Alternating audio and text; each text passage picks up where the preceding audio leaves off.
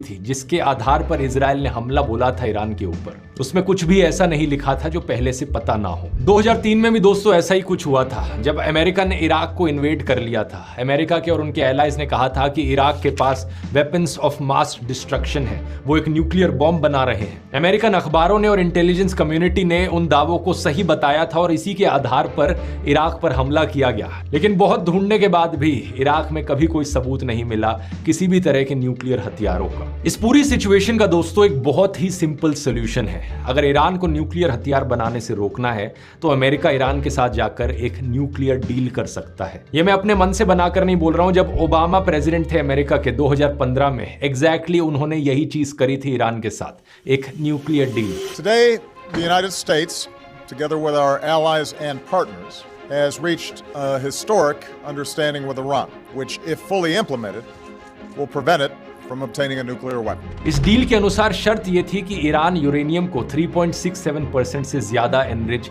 नहीं करेगा। ऐसा करने से न्यूक्लियर हथियार बनाना कभी पॉसिबल नहीं हो पाएगा। प्लस चेक करने के लिए इंटरनेशनल एटॉमिक एनर्जी एजेंसी को ईरान के अंदर जाकर उनकी न्यूक्लियर फैसिलिटीज को इंस्पेक्ट करना अलाउड होगा। और बदले में ईरान को क्या मिला था? जो सैंक्शंस अमेरिका, यूरोपियन यूनियन और यूनाइटेड नेशंस ने लगाए हुए थे ईरान के ऊपर, उन्हें हटा लिया जाएगा और ईरान के साथ नॉर्मल ट्रेड कंटिन्यू रखी जाएगी। बहुत ही अच्छी डील थी, दोनों तरफ को यहाँ पर फायदा मिल रहा था। ईरान से कोई खतरा भी नहीं था। ईरान इस डील को फॉलो भी कर रहा था अच्छे से 2018 तक। लेकिन फिर 2018 में क्या होता है? डोनाल्ड ट्रंप ऑलरेडी प्रेसिडेंट बन चुके थे अमेरिका के। ट्रंप जाकर इस न्यूक्लियर डील को कैंसिल कर देते हैं। The Iran deal is defective at its core. The United States will withdraw from the Iran nuclear deal. क्यों कैंसिल किया? यहाँ पर ट्रंप की तरफ से कोई प्रॉपर रीजनिंग नहीं दी जाती। बस वही घिसी पिटी बातें कहते हैं कि ये बेकार डील थी, मैं कैंसिल कर रहा हूँ। बीबीसी के आर्टिकल में देखो थी जिसके आधार पर इजराइल ने हमला बोला था ईरान के ऊपर। उसमें कुछ भी ऐसा नहीं लिखा था जो पहले से पता ना हो। 2003 में भी दोस्तों ऐसा ही कुछ हुआ था जब अमेरिका ने इराक को इन्वेड कर लिया था।